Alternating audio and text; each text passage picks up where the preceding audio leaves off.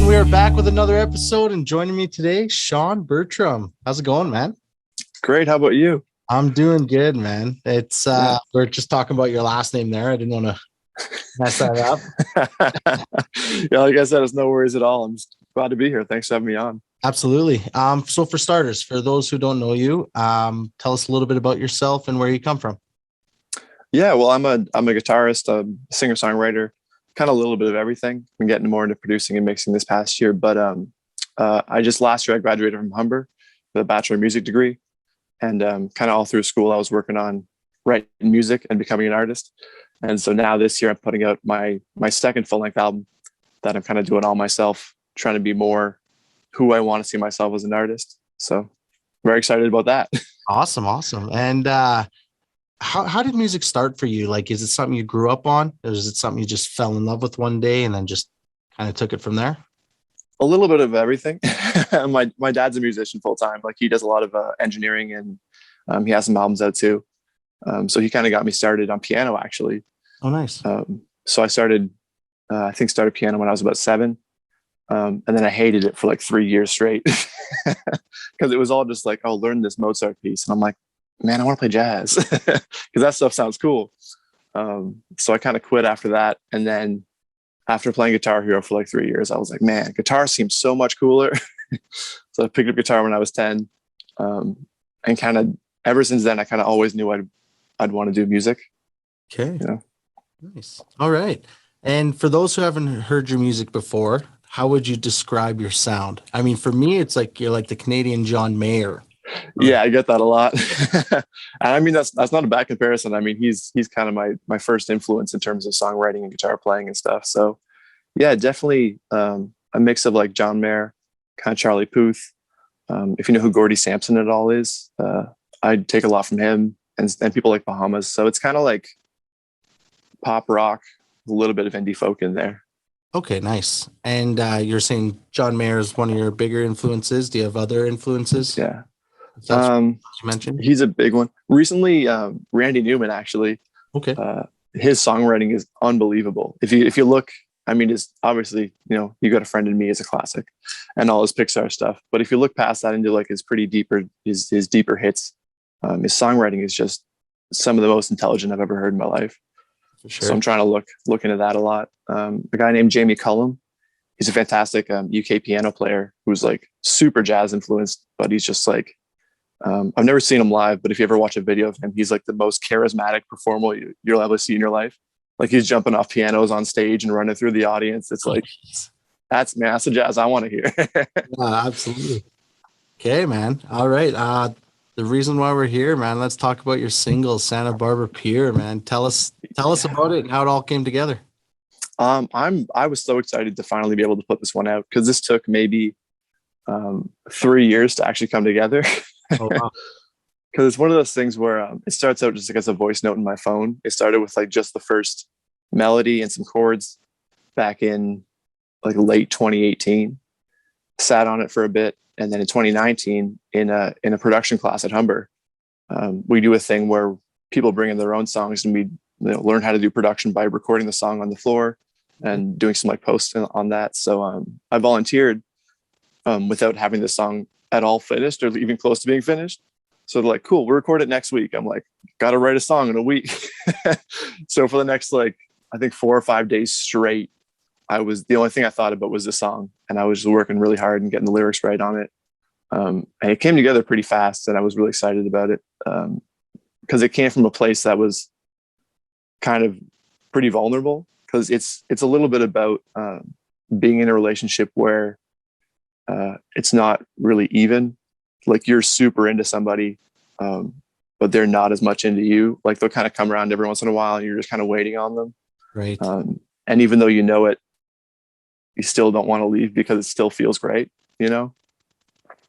So yeah, it came from that. And then we got it actually recorded at Humber at the end of 2019. Did some work on it. But then when I graduated in 2020, I was kind of just tweaking it and adding so much stuff to it and learning how to produce a lot with this song and mix and stuff. So, and then it all came together with a bunch of friends in Toronto and outside of Toronto, just like sending stuff back and forth and recording a bunch of stuff remotely. So it's really cool. I'm really happy it's finally out. Yeah, absolutely. As soon as I heard it, I was like, yep, let's do it. Let's do this. Let's chat about it. So Oh man, I appreciate it. Thanks. absolutely. It's available on all platforms. Yep. Yep. Anywhere you can stream or download. Okay, perfect. And you were saying like it comes from a vulnerable spot. This is a true like kind of life story that happened. Yeah. Yeah, man. When you're explain, I've been there, man. I know exactly what Yeah. you're saying. So that's I figured I'd ask because I've definitely been there myself. So perfect. Where do you get most of your inspiration from when writing? Obviously, I would say life experiences. Yeah, it's a little bit of I'm somebody who kind of worries all the time. I always like whenever I go into any situation, I'm like, okay, what's the worst thing that could happen right now? So I write a lot from like, oh, what could happen or what might happen if I do this. It's a lot of what ifs, but a lot of it does come from personal experience and things that have happened in the past. But I do like writing a lot about like fictional events, like, oh, what could happen between these two people, or in this, completely improbable scenario, like what would this be like for me? Right, for sure. Okay. And do you do a lot of co-writing as well? Not as much in the past, but I'm getting a lot more into it. I've actually got a few people I've been writing with recently. It's been a lot of fun. Yeah. What's your favorite thing? Well, I used to think that I liked writing on my own more because I'm like, oh, I'm a kind of a control freak. I'm like, no, it's got to be exactly how I want it. Right. But I've had such great sessions recently that it's so cool to have that other perspective, the outside perspective. Because I mean, everybody else is so talented too, and they have their own unique perspectives and their own unique experiences that gel just enough with my own that they can kind of layer on in ways that I wouldn't expect, like emotionally and intellectually. So it's really interesting to see how they can add. Okay. All right. Do we have plans for a music video for your single? Not right now. No, I wish if I can get some more money scrounged up, then absolutely, because I think this would be a fun one to do a video for. Absolutely. Yeah, you go straight to Santa Barbara. Yeah, exactly. Yeah, exactly. Well, that's actually the funny thing about the title. I didn't know that there was a Santa Barbara Pier. Oh, okay. It's one of those things. Sometimes it happens to me where I get like a phrase or like a set of words that just kind of go into my head when I'm singing, because like, oh, they work with the syllables. It's like, I went down to Santa Barbara Pier.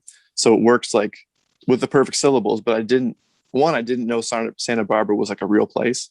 Right. And I didn't know it would have like an actual, like real well-known pier until later. I'm like, oh, cool. That worked out nicely. Yeah, okay. No, that's awesome. How about a lyric video? Plans for that?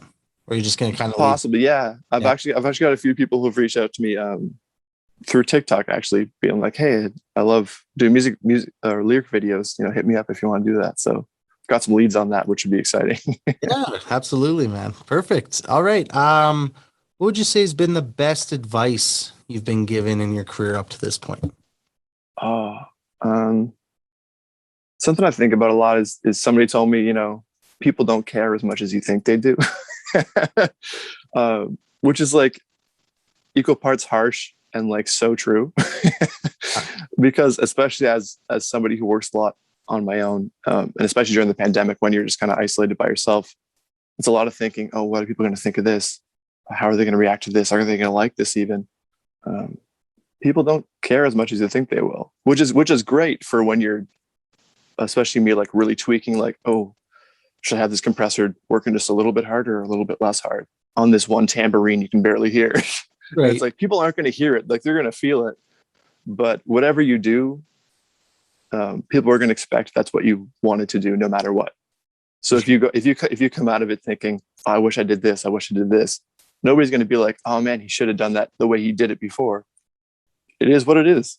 Yeah, absolutely. It's funny. You're your like worst critic all the time. Yeah, all the time.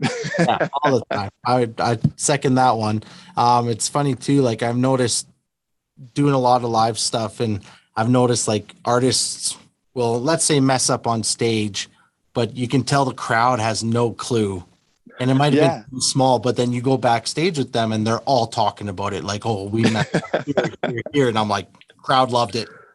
Like like, so it's pretty funny how like you musicians can see that and the crowd has no clue, right? I think it also comes a bit from because I was at music school with a bunch of other musicians for 4 straight years. Right. Like a lot of them could also tell too. So it was like, oh, if I'm making music for musicians, they'll really know. But you're not making music for musicians. You're making music for people who love music. That's right. Absolutely. Perfect, man. Okay. Do we have any shows lined up people can look forward to? No, I mean, everything's so up in the air. It's I'm kind of afraid to book shows at this point. I have so many friends who have kind of booked even tours going around Ontario, and the next week they've all been canceled. Yeah, because everything's kind of so flip floppy. But I mean, I guess the next thing to look forward to is my next single, okay, which is coming out this Friday, August 27th. That's gonna be cool. And then the album comes out on September 17th. Perfect. What can you tell us about the newest single? The newest single is the newest song that I wrote. I kind of wrote it almost after everything else in the album was done. I just kind of had this flash of inspiration, and this was the last one to go on. And I think it's my favorite song I've ever written, because it's kind of one of the most real ones. Okay. It's about a long distance relationship and how difficult that can be. Yep. Which I had during the pandemic. So it's called Angeline, and obviously names have been changed. But I wrote it kind of one day, just like the name Angeline kind of just came to me kind of the same way Santa Barbara Pier did, where I was just like, that just sounds right. So I wrote a song about that. It was just going to be me and acoustic guitar.